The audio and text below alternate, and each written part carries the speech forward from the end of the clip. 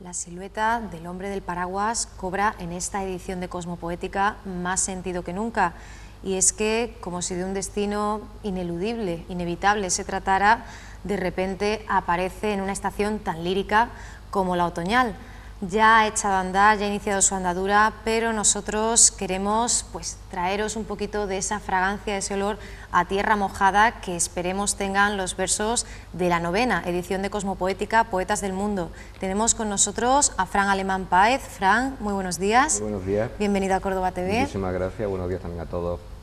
Bueno, pues Fran, además de tener muchísima experiencia, de conocer profundamente Cosmopoética, ya lo conocemos, hemos tenido la suerte de contar con él aquí como poeta, ya sabemos que es catedrático de la UCO, es profesor universitario, como músico también, es decir, un artista polifacético pero de verdad.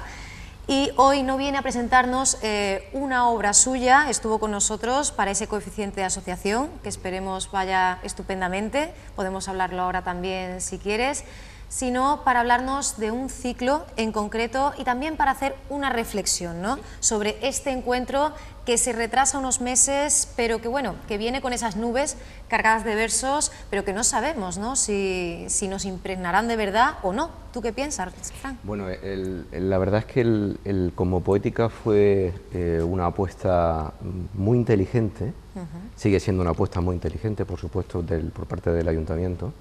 Es la 9ª edición y es una edición que ha ido a más, proteicamente además, ¿no?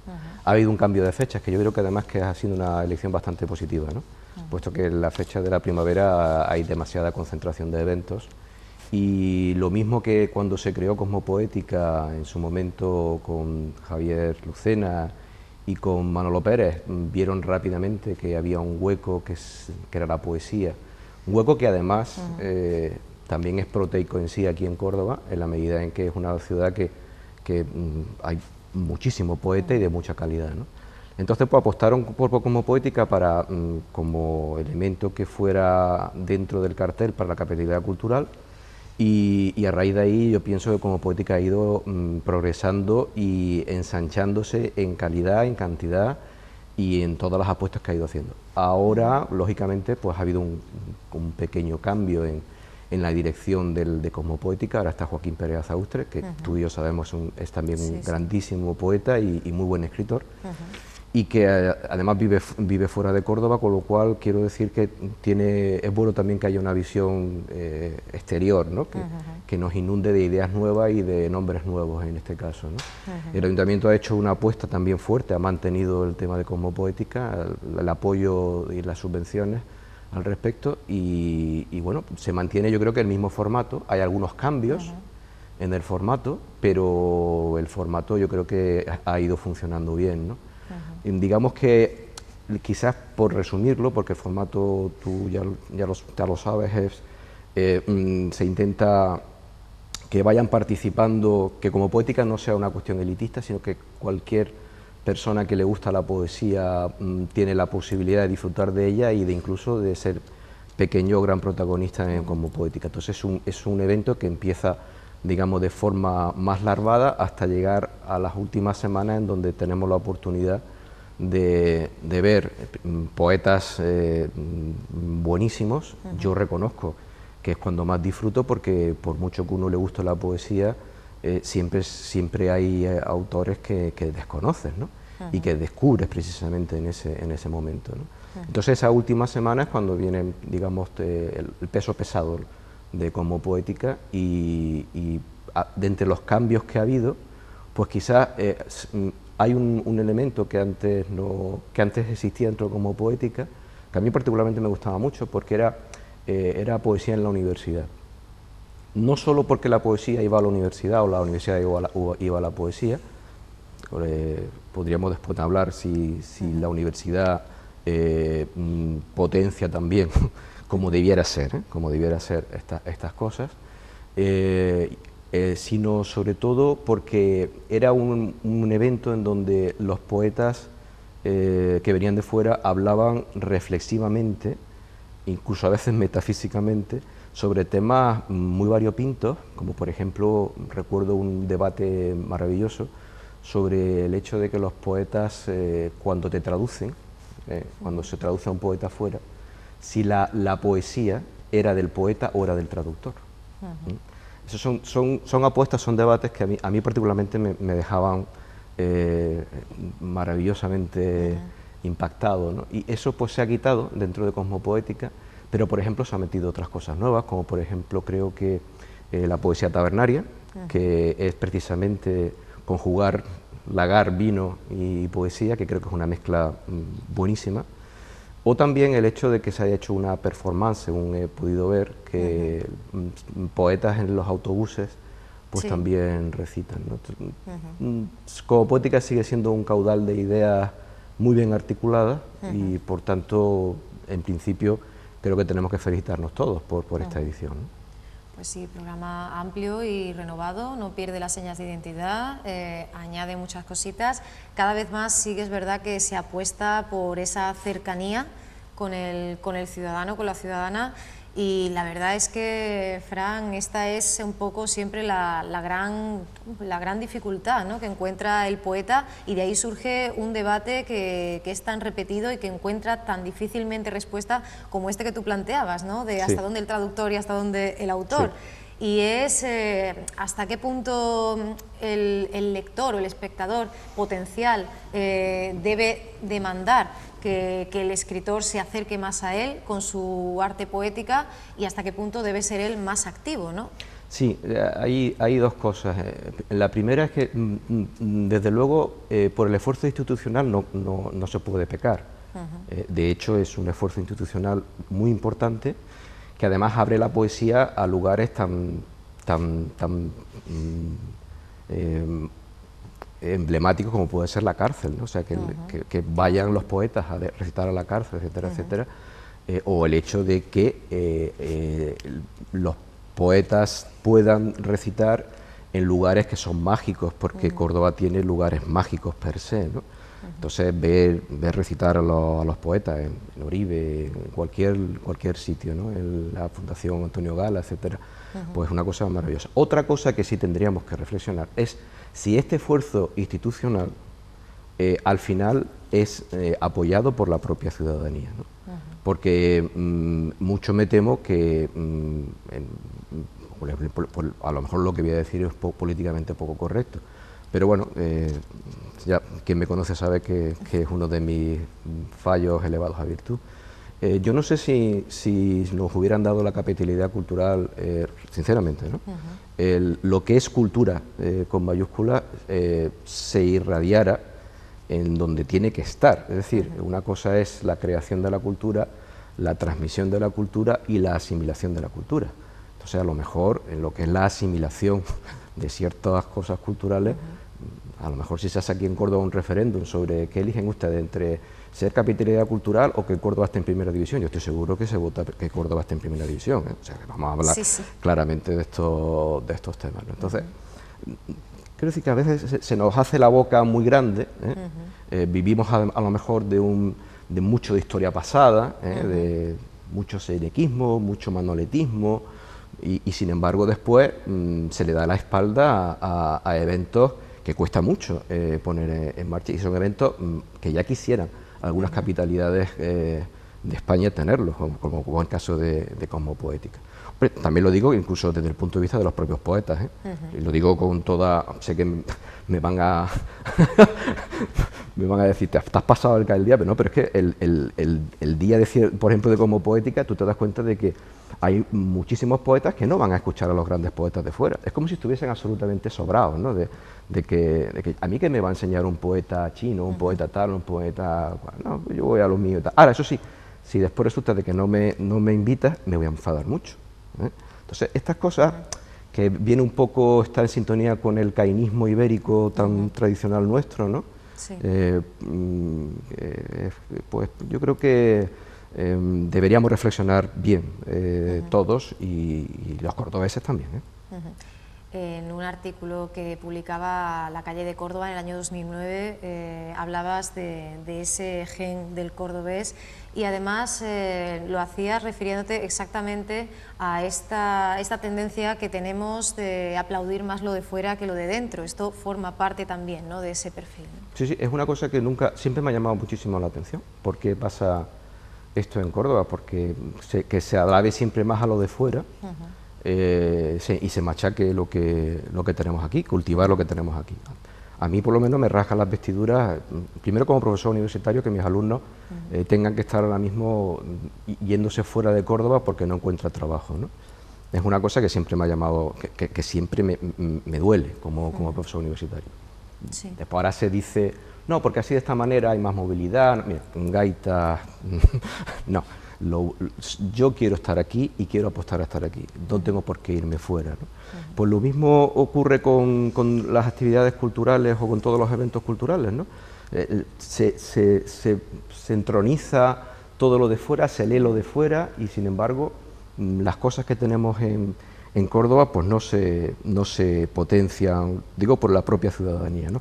Elena Medel decía una frase hace mucho tiempo que dice que en Córdoba se escribe mucho, se lee poco y se vende menos. Entonces es un poco una especie de anacronismo, ¿no? Sempiterno en este aspecto. Para dar un poco de explicación científica, dicen que hay una teoría antropológica que es la imagen del bien limitado, y es que se dice que cuando un país o una región, cuando alguien ve que una persona progresa, brilla en algún aspecto, si en vez de disfrutar de eso y apoyar de eso, inmediatamente lo relativizas o lo criticas, es porque tienes una imagen como muy limitada del mundo. Crees que esa ventaja que está haciendo esa persona o ese salto que ha dado siempre es a costa tuya. ¿Qué habrá hecho? ¿Qué habrá conseguido? ¿Qué habrá...? Y eso dice muy poco de lo que es una ciudadanía sana y una ciudadanía que se apoya y que apoya lo suyo y que se alegra de que el vecino sea feliz o consiga sus sueños, ¿no? Cuando es todo lo contrario a esa primera reacción, no lo sé, ¿no? Es como decía Lelitier, ¿no? Si alguien te pega un puñal en la espalda, debes de desconfiar de ese amigo, ¿no? Lo decía con cierta ironía, ¿no? Pero bueno. Pues bueno, y digamos que dentro de esas actitudes no positivas, de esas actitudes negativas que podemos tener en un momento dado los cordobeses, incluso los creadores cordobeses, centrándonos en eso, podríamos incluir también, Fran, una poesía tabernaria, por hacer el juego de palabras con ese ciclo del que vamos a hablar ahora, en un sentido negativo. También tenemos la tendencia a quejarnos de la falta de respaldo, pero no a buscar soluciones, de hacerlo pues en esos espacios de asueto, de ocio. Mira, yo creo que todo lo contrario, la poesía tabernaria ha sido un gran invento, en primer lugar porque paradójicamente en Córdoba se hacen muchísimos recitales en tabernas de vino, o sea, en tabernas donde el vino es desde luego, y por supuesto valga por adelantado que soy consumidor de vino de Montilla y me encanta, ¿no? Y una de las cosas que siempre a lo mejor siempre nos reflexionamos mucho es porque el vino de Córdoba no tiene la difusión con lo bueno que es, ¿no? con la buena cantidad que tiene. Por tanto, es una cultura nuestra y que además empata con lo que es un recital poético. Creo que es una forma positiva, porque además la taberna siempre es un lugar acogedor y además el formato que se ha utilizado o que se ha escogido es un formato mediante tándem, somos dos poetas, siempre los que intervenimos con un presentador, con lo cual, además es una hora a las 9 de la noche, con lo cual ya el trabajo ya lo has dejado atrás. Creo que es una apuesta buena en este sentido, ¿no? Lo que quizás, ya aprovechando las cámaras, quizás a lo mejor se podría aprovechar para que, ya que la poesía parece ser que es una gran seña de identidad y que estamos apostando por ella, pues ¿por qué no aprovechamos que se va a utilizar las tabernas como plataforma poética para, por ejemplo, dejar las tabernas poemarios para que las personas puedan adquirirlos en las propias tabernas? como un producto más a vender dentro de la propia taberna. Eso es un elemento que lanzo. Lo mismo que también otra idea que podría ser, no sé por qué, en otras comunidades autónomas, por ejemplo en la Comunidad de Canarias, que la conozco bien, los propios alumnos de primaria y secundaria leen a los escritores canarios, leen a los escritores canarios, leen a los poetas canarios. Habiendo en Córdoba poetas de gran talla, ¿por qué los colegios no se plantean esta posibilidad? No digo ahora en Cosmopoética, que tienen un encaje en los institutos y tal, ¿no? Sino en líneas como una cuestión que entre dentro del currículo, vamos a darlo en tal momento, incluso llamamos al poeta para que venga aquí, etcétera, etcétera. Sería una forma de difundir la cultura y de que el propio joven, el propio niño, se dé cuenta de que tiene al artista ahí, de que el artista lo tiene hoy ahí y mañana se lo puede encontrar comprando el periódico en la esquina, con lo cual dice, uy, y creo que es preferible que un joven idolatre a un poeta a que idolatre a un futbolista que está a lo mejor deprimido, ¿no? En este caso, ¿no? Sin hablar de nadie. Sin hablar de nadie, por supuesto, ¿no? Que está el pobre con poca motivación, porque claro, el sueldo que tiene no le da para elegir entre un Ferrari de 10 millones de euros o un reloj, ¿eh? Entonces, esas depresiones evidentemente son bastante duras, ¿no? Y otra cosa también, ayer por ejemplo yo me quedé un poco pasmado de por qué los sitios en donde tú quieres ver cultura, como por ejemplo la prospección que se ha hecho de Góngora en Vincorsa, ¿por qué están cerrados los domingos por la tarde? ¿Por qué están cerrados tantos sitios de Córdoba por la tarde y además con una empresa de seguridad? Pues no, que estamos en situación de devastación del empleo. Contrata a personas para que los sitios culturales de Córdoba estén abiertos todo el día. Es decir, son aspectos, yo sé que estoy criticando a lo mejor y me estoy pasando, ¿no? Pero es que estoy viendo que con el tema de la crisis la cultura es la gran golpeada de todo esto, ¿no? Y que como dejemos de beber cultura, cuidado porque nos estamos deshumanizando, ¿no? Ahora hablaremos también del ciclo. Yo cuando te preguntaba por la poesía tabernaria en un sentido negativo me refería a la parte de las sombras, ¿no? A ese tópico o realidad, según, a ver tú qué opinas, de que los artistas muchas veces pues nos quejamos de todas estas cosas, pero no rompemos, no somos constructivos. ¿Tú crees que esto es verdad, que esto se puede aplicar a lo que sucede en Córdoba? Hombre, yo creo que los artistas que tendríamos que querernos más entre todos. En general. ¿No? Sí. Y cuando, por ejemplo, yo que he tenido la oportunidad de publicar en Madrid, por una editorial que apostó por esta obra, que evidentemente se vende fuera de Córdoba, no en Córdoba, cosas de la vida, ¿no?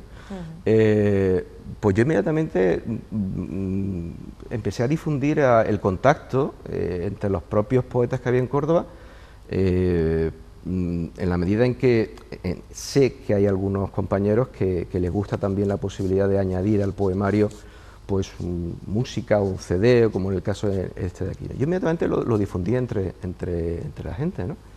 Y muchos lo agradecen, ¿no? Entonces, yo creo que el quedarse uno con todos los secretos dice mucho y parece que uno como quiere cuidar su pequeño reino de taifa, ¿no? Y eso yo creo que enlaza un poco con lo que decía antes de la imagen del bien limitado, la teoría antropológica esta, ¿no? Por eso digo que tenemos que evolucionar, que más que involucionar, tendríamos que evolucionar y un poquito más y quitarnos un poco esa doble moral que en ocasiones en algunos sectores de la ciudadanía existe, en el ámbito artístico también, porque el artista tiene el problema de que en ocasiones se convierte en un divo de su propia obra, somos un poco narcisos todos, ¿no? Y a lo mejor pues pecamos de estar encima del pedestal y no bajarnos, ¿no? Bueno, pues ahora hablamos de la poesía tabernaria, ahora sí, de ese ciclo magnífico que se celebrará entre el 21 y el 28, es decir, que ya estamos más que en marcha, estamos más que a mitad de camino, de hecho, y que nos va a llevar, que nos está llevando ya por un itinerario por algunas de las tabernas más emblemáticas, más magnéticas de nuestra ciudad. Y bueno, yo te quiero preguntar en principio, Fran, ¿cómo se origina esta suerte, este maridaje entre la metáfora y la vid? Pues la verdad es que cuando Joaquín Pérez Azaustre me invitó para Cosmopoética, para intervenir este año en la medida en que había un libro nuevo que había roto un poco esquemas y tal, para este año, yo por supuesto se lo agradecí, ya me dijo, oye, pues vas a ir dentro del formato este de poesía tabernaria. Entonces, inmediatamente dije yo, es una idea genial. Cosmopoética siempre es un laboratorio de ideas en ebullición. Yo supongo que ese laboratorio de ideas en ebullición está también pues, por las personas con las que colaboran, los que están llevando Cosmopoética, en este caso, por ejemplo, el dispensario, ¿no? Que son chavales que siempre hay un laboratorio de ideas, tanques de pensar, como se suele decir, ¿no? Entonces, además, se han escogido tabernas tradicionales de Córdoba a las 9 de la noche, de lunes a viernes, por lo menos es lo que acabo de ver, desde la Bodega Guzmán, Sociedad de Plateros, María Auxiliadora, en el Potro, el Churrasco incluso, y en cada una de ellas, a las 9 de la noche, pues ahí está Matilde Cabello, que es la que nos va a presentar siempre, que ayer le ironizaba, digo, Matilde, te vas a quedar sin apellido porque vas a estar muy estresada, te veo todos los días, tiene una actividad como muy intensa en eso, pero sé que a ella le encanta, ¿no? Y después pues hay un tándem, ¿no? Siempre hay un poeta, un par de poetas, ¿no? Algunos pues tienen un mayor recorrido temporal, otros pues son menos conocidos, y yo creo que esa combinación siempre es perfecta, ¿no? O esa combinación incluso de cortes de edad, ¿no? Que unos sean pues de mayor edad, otros más jóvenes, etcétera. Y yo creo que esa idea es de las ideas maravillosas de Cosmopoética, como aquella otra idea maravillosa que fue que levantásemos una mañana y viésemos todos los libros colgando en los árboles. O sea, son cosas que tú dices, bueno, quien la haya tenido, ole tu madre, ¿no? Porque son ideas preciosas, ¿no? Efectivamente, conversaciones del verso y el vino, una grandísima idea. Parece algo natural, ¿no? Casi Sí. parece mentira, ¿no? Que no lo hayamos hecho antes, Sí. pero estamos contentísimos de poder disfrutarlo en estos días, además introduciendo un homenaje. Y es que tenemos que decir que Cosmopoética este año se ha llenado de homenajes, pero también la poesía tabernaria va a tener un protagonista muy especial, Vicente Núñez. Sí, sí, efectivamente. Eso también es una cosa bonita, ¿no? En Córdoba el grupo Cántico ha creado un gran pozo, ¿no? El pozo en el sentido de vino, ¿no? de madre, que ha fructificado, ¿no? Y este año pues es un homenaje a Vicente Núñez, a Góngora, a Machado también, pero son autores que son pocos conocidos, pienso yo, por el conjunto de los ciudadanos. A lo mejor pues todos tenemos en mente a Pablo García Baena, que es quien es, evidentemente, ¿no? Pero afortunadamente Córdoba puede presumir de que no es solo grupo cántico, porque si nos ponemos un poco a ser un poco honestos, también ha habido, después del grupo cántico, ha habido personas que han llevado un apoyo más silencioso, que creo que es muy positivo ese apoyo silencioso a la actividad poética. Me estoy refiriendo, por ejemplo, a Paco Gálvez,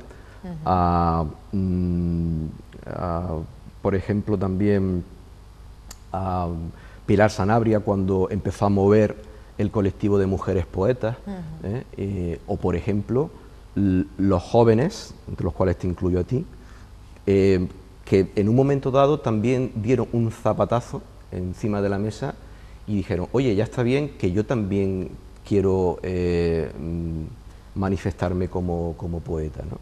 Y esa hornada de jóvenes que pueden tener 30 años, un poco más, también ha sido un elemento que ha tirado mucho de la poesía, incluso con carácter irreverente, lo cual a veces es bueno, para tambalear ciertos dogmas que bueno, que hay que reflexionar un poco. Me duele, sin embargo, que estos jóvenes, muchos de estos jóvenes que son valiosos valores, pues qué curioso, ¿no?, se tengan que ir de Córdoba. Es una pena, ¿no?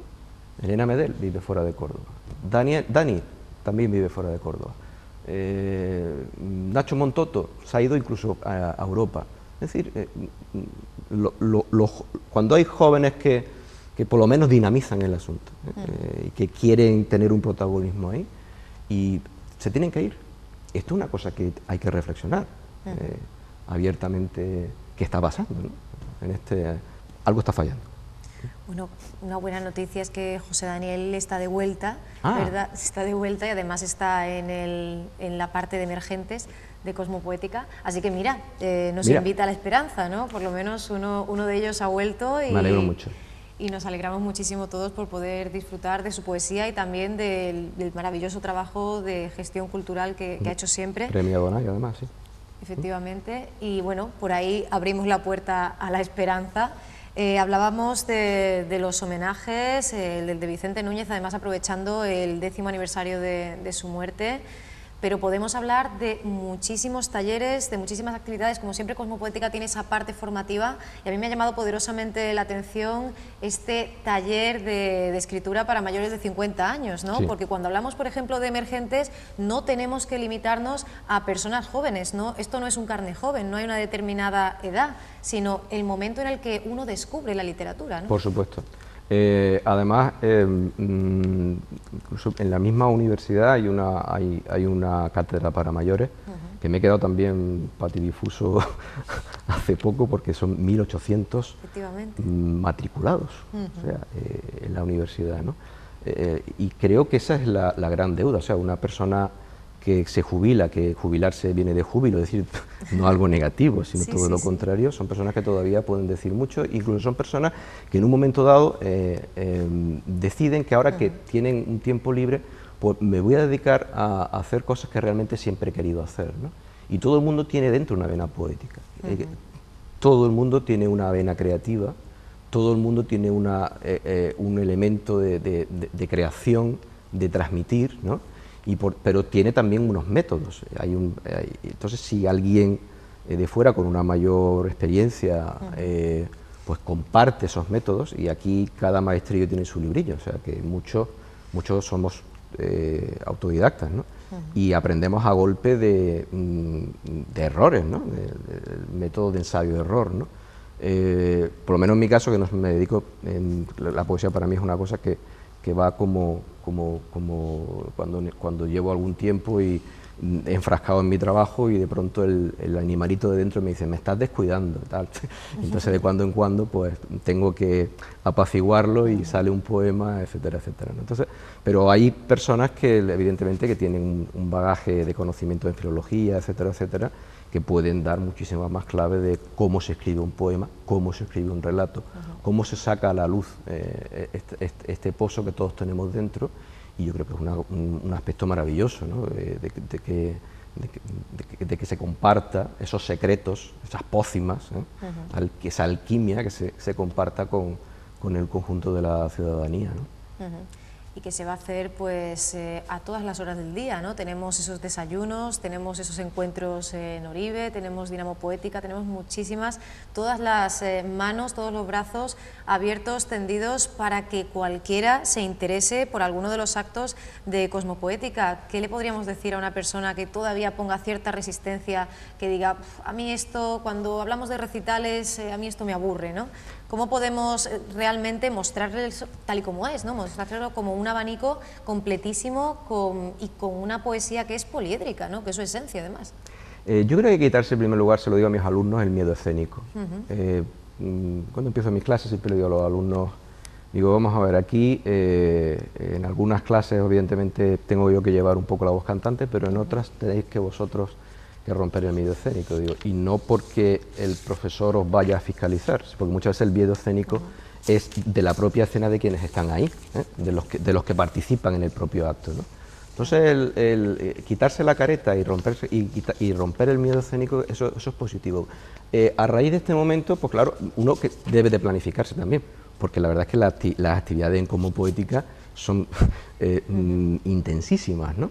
Pero uno puede, suponiendo que tenga todo el tiempo del mundo, porque está, por ejemplo, jubilado o tenga un periodo de vacaciones, etcétera, etcétera, y quiere participar, pues a lo mejor yo me levantaría por la mañana, iría a un taller, hablaría previamente con los organizadores de Cosmopoética de cuál es el enfoque para no ir allí un poco despistado, o a lo mejor llevarme mis propias pócimas o mis propios poemas a ver qué es lo que hay ahí, ¿no? Y después ya, obviamente, el propio director de ese acto pues implantará una metodología en este caso, ¿no?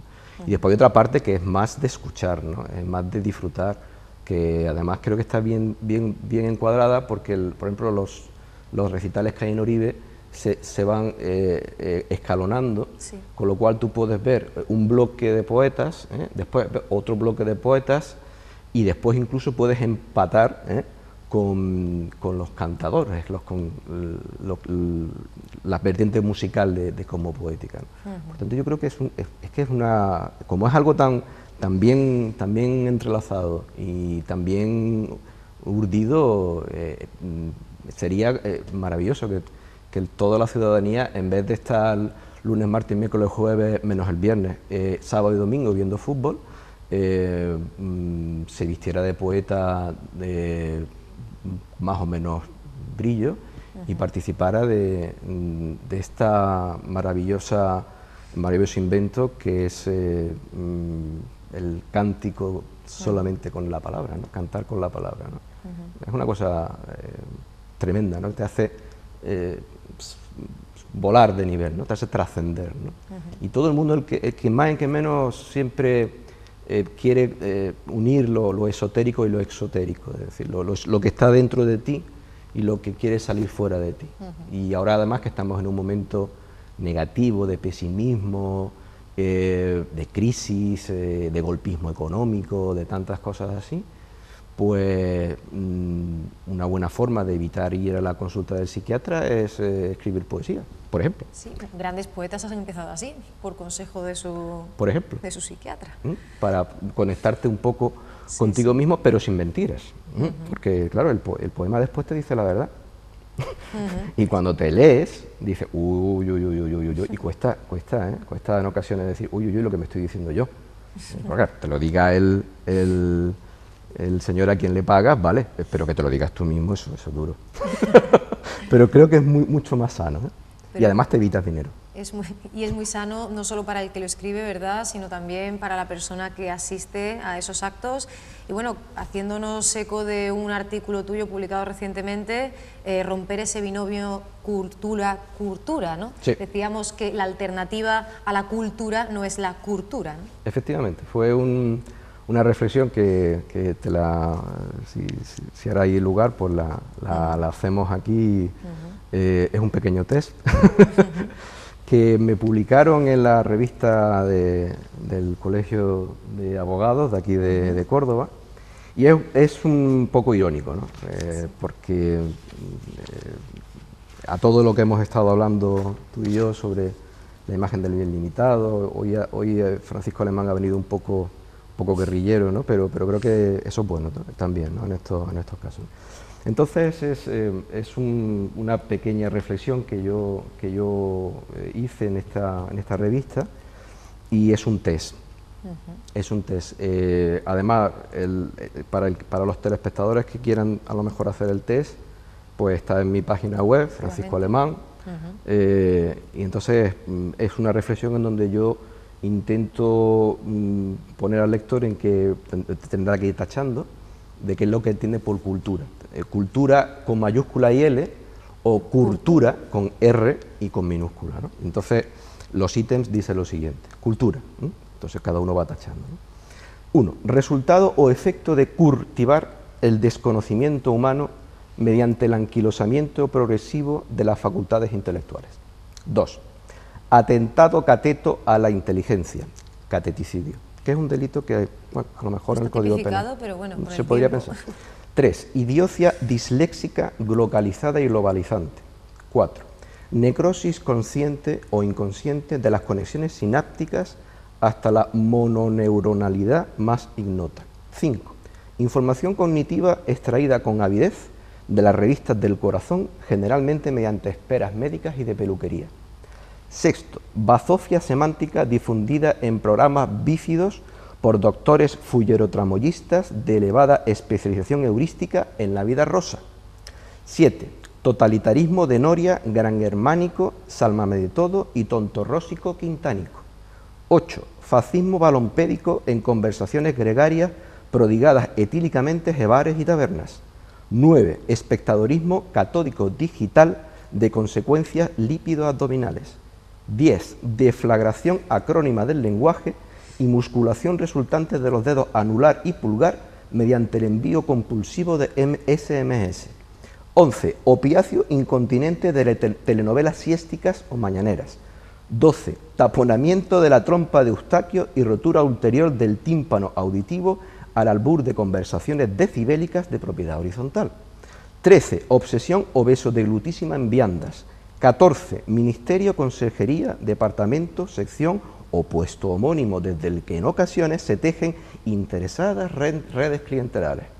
15. Baluarte conceptual de la educación universitaria y del sistema político avezado para justificar una hegemonía mediocrática con acentuado sesgo dedócrata. 16. Paseos ribereños con recién nacidos o niños de temprana edad en la Feria de la Salud entre ambientes tóxicos de albero amontillado, chumpa chumpa sevillanado y excremento caballar. 17. Subproducto de la dejación de responsabilidades progenitoras mediante el enchufe intravenoso de videojuegos en la cerviz de los vástagos. 18. Curtirse en lides de sal y vinagre que se activan adenísticamente mediante el genoma cainismo ibérico.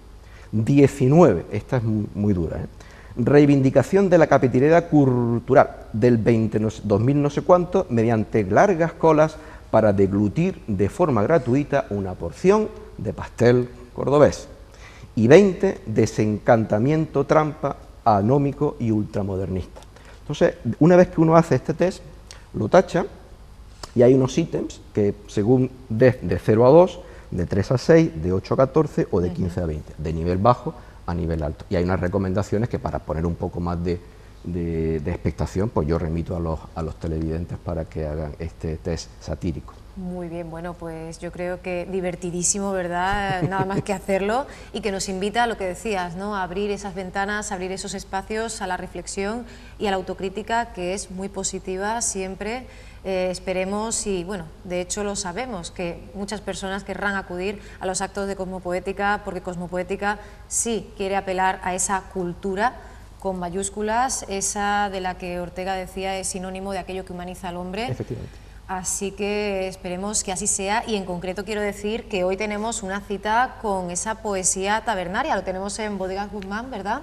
Con la presentación, decíamos siempre, de Matilde Cabello, y en este caso contaremos con Manuel Sánchez Salmoral, que nos ha acompañado aquí en el programa, Maricruz Garrido, que también ha estado con nosotros, en la temporada pasada estuvo, y bueno, yo recuerdo que mañana la cita es contigo. Pues sí, efectivamente, la mañana es la cita conmigo y con Bartolomé Delgado.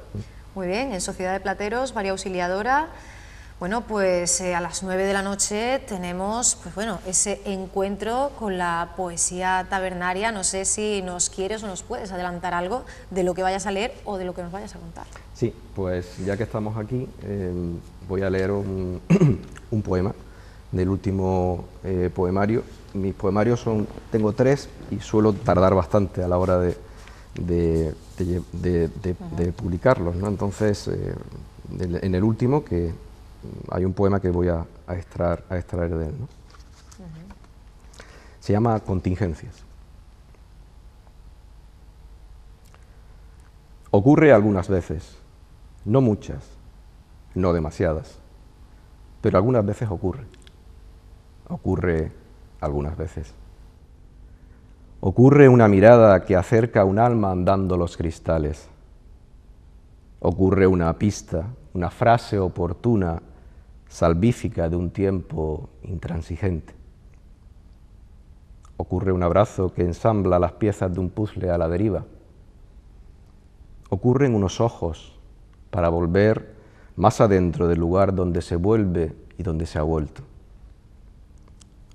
Ocurren unos dedos que buscan y hacen de la piel una caricia.